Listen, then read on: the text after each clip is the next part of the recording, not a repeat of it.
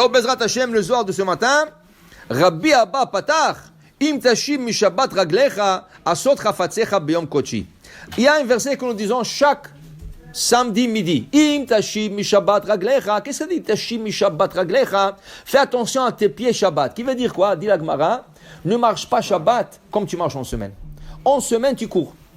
Shabbat, relax. Tu marches plus doucement. Okay? À moins que tu aies retard la prière, mais tu marches plus doucement. Okay? Ne parle pas Shabbat, Vedaber Davar.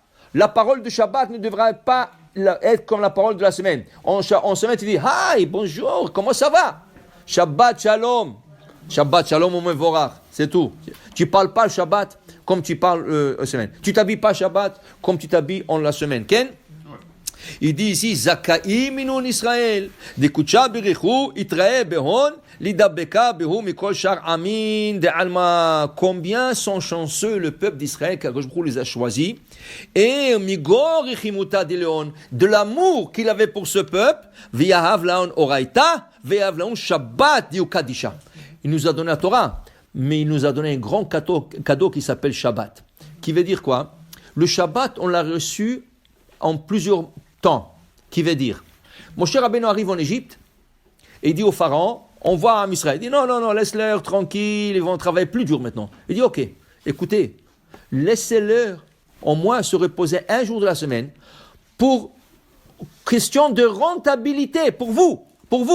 Écoutez, quelqu'un qui travaille 7 jours, il se fatigue, il n'est pas rentable, comme quelqu'un qui va se reposer, prendre ses forces et il va produire plus. Paro, il a accepté cet argument, parce que c'est un argument logique. Il a dit, c'est vrai. Une personne, il faut qu'elle se repose un jour pour qu'il soit plus rentable et plus productif. Okay? Il lui a dit à Moshe Rabbeinu, mais quel jour tu proposes? Il a dit, regardez, faites-leur à la fin de la semaine. Hein? Là, il travaille dimanche, lundi, mardi, mercredi, jeudi, vendredi. À la fin de la semaine, Shabbat, il lui a dit pas Shabbat, le 7e jour, donne-leur un repos. Il a dit, oh, c'est bon, j'accepte. Paro, il leur a donné un Shabbat en Égypte. Alors, ça veut dire qu'il a compris le concept qu'il faut se reposer. On est sorti de l'Égypte. 10 jours plus tard, on arrive dans un lac que l'eau est amère. Ça s'appelle Mara. D'ailleurs, c'est la paracha de Béchalah. Alors, le lac est amer. Et ils se plaignent. Akadosh Baruch Hu dit à Moshe Rabbeinu, écoute, tu vois l'arbre qui est là-bas? Tu vois l'arbre? Coupe-le, jette-le dans l'eau. Il a coupé, il a jeté dans l'eau. L'eau s'est adoucie. Sham sam lo hokum mishpat. Là-bas, Hachem leur a donné une loi. Quelle loi il leur a donné? Il y avait 3 lois qu'il leur a donné. Parmi les 3, quelle loi il leur a donné? Shabbat. Tu as vu l'eau amère qui s'est adoucie? Ainsi, moi, je peux faire que Shabbat, malgré que tu te reposes, ne pense pas que tu perds de l'argent. Tu vas gagner de l'argent. Toi, tu ne le vois pas maintenant. Dimanche, tu vas le voir. Lundi, tu vas le voir. Mardi, tu vas le voir. Mais ne travaille pas Shabbat.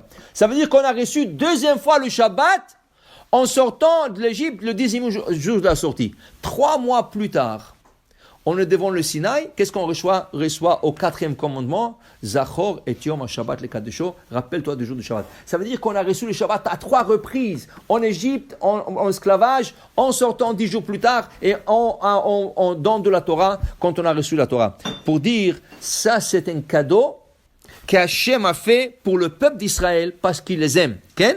Il dit ici, c'est lui qui observe Shabbat, Oman de Natir Shabbat, Kilu Natir Oraita Kula. Observer le Shabbat, c'est comme observer toute la Torah. Pourquoi? Alors j'ai expliqué une fois, quand on a reçu le table de la loi et Moshe les a emmenés en bas, il a vu le veau d'or, c'est écrit que tous les lettres se sont envolées, et là, le table de la loi était lourde. Qu'est-ce qui est arrivé? Moshe les a jetés, de la lourdeur, de la pierre. Il les a jetés, ils se sont cassés. C'est écrit que tous les lettres sont envolées, sauf le 4e commandement. Zachor et Yom HaShabbat le Kadesho. Ce commandement est resté là-bas. Pourquoi? Parce que ce commandement, il peut renverser même un Oved Avodah Zara, un idolâtre, un païen, il peut le rendre Baal Tshuva. Grâce à Shabbat. Quand quelqu'un est dans Shabbat, il pense différemment. Okay? C'est le seul commandement qui ne s'est pas envolé dans l'air. Si tu observes le Shabbat, c'est comme si tu avais observé Kol la Torah Kula, toute la Torah qui est comme si tu avais observé. Il dit ici, et le Shabbat, Vekarat la Shabbat, oneg.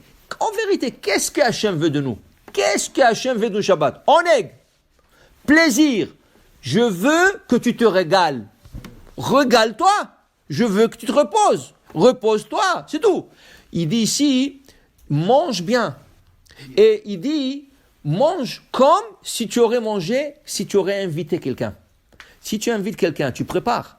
Okay? Tu dresses la table, tu prépares et manger différent. Il dit le Shabbat, le régal du Shabbat, c'est pense que tu as un invité et fais exactement qu'est-ce que tu aurais fait pour cet invité. Et qui est notre invité? Shabbat Kodesh.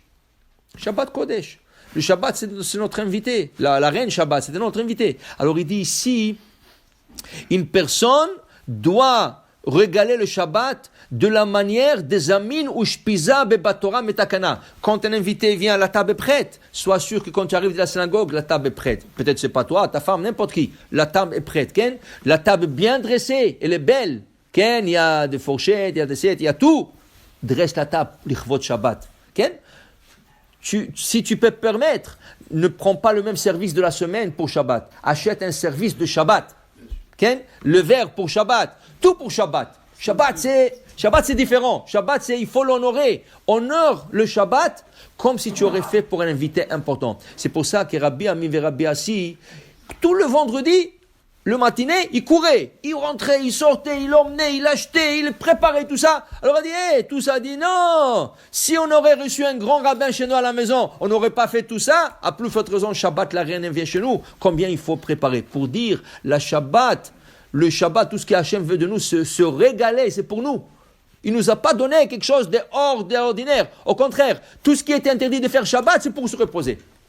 Interdit d'allumer la lumière, interdit de prendre la voiture, interdit. Au moins, les gens, s'ils savaient, les gens qui ne sont pas religieux et ils n'arrivent pas à faire le Shabbat, je leur ai suggéré une chose. Au moins qu'ils prennent le téléphone et ils le mettent de côté.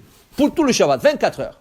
Qu'ils essayent de mettre le téléphone. Pas des appels, pas de business qui rentre, pas des appels, pas de clients. Au moins ça. Alors si quelqu'un te dit, ok, je vais commencer à faire Shabbat, mais je ne peux pas faire tout le Shabbat, n'exagère pas. On dit, ok, tu sais, tu es capable de prendre ton téléphone cellulaire et de le mettre dans un tiroir 24 heures. Commence par ça. Ça, c'est le début du Shabbat. Tu vas voir comment tu vas te reposer. La tête va être reposée. La tête va être concentrée. Le problème, la tête est toute la journée sur le téléphone. Le email, le texte, le site, le internet. Repose-toi. Repose-toi, recharge-toi. Il faut se recharger. Alors, il faut savoir comment régaler le Shabbat comme il faut. Baruch Adonai le'olam. Amen. Amen.